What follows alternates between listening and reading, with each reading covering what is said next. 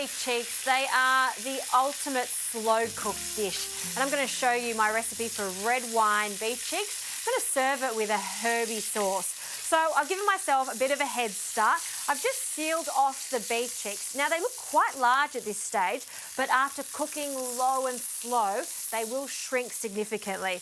You want roughly 1 beef cheek per person.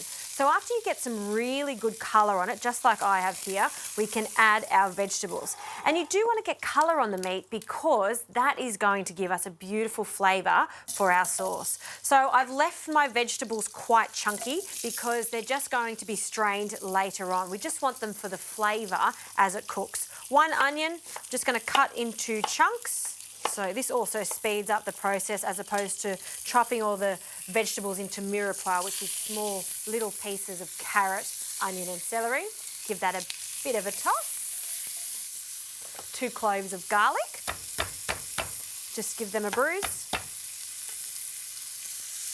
Some salt and pepper.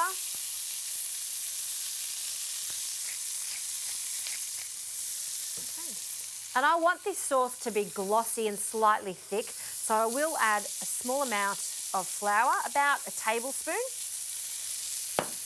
And whenever you're cooking with flour and stew, you do want to cook off that flour. You don't want it to be raw because we're going to get that gluggy effect. So that also goes for tomato paste. The tomato paste is going to give it a lovely rich flavour, but it's also going to thicken it. So about a tablespoon.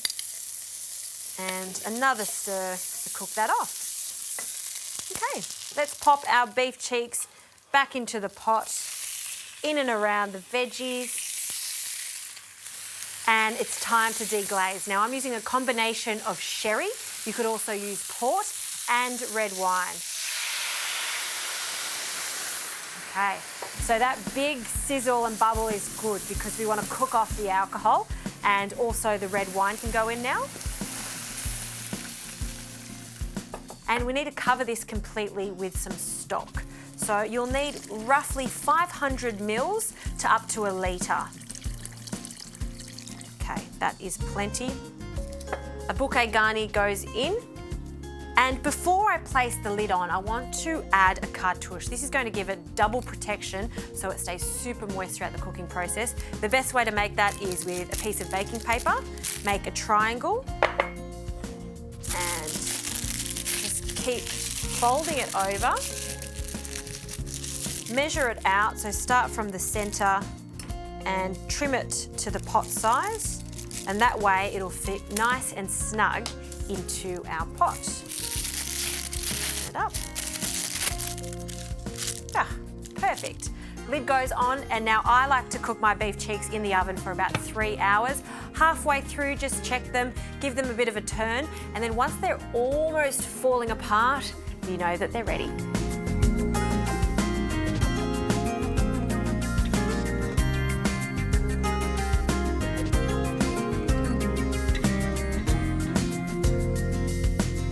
Beef cheeks have come out of the oven. Gee, it smells good in here. And I want to show you how awesome they look. We'll take the little cartouche off. It's done its job.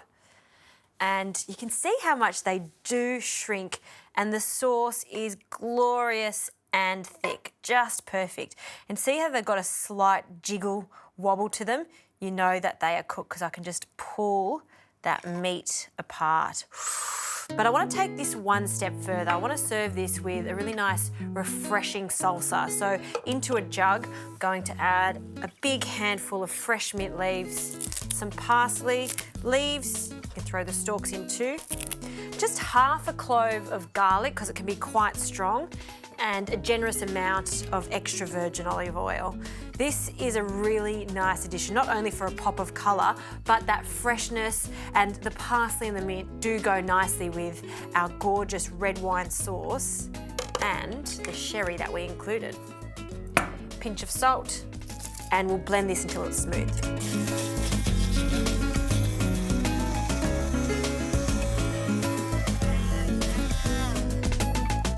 Wow, that vibrant green colour is what I'm after. Perfect.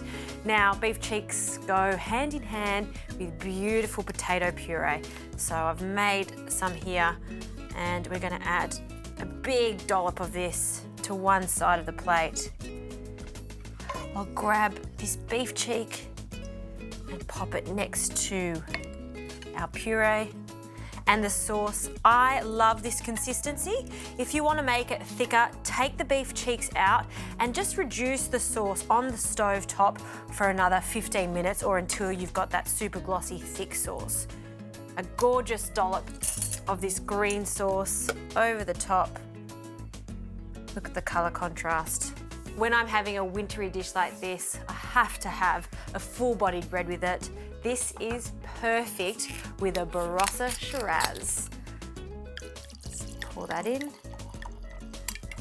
Right there is a big bowl and a big glass of comfort.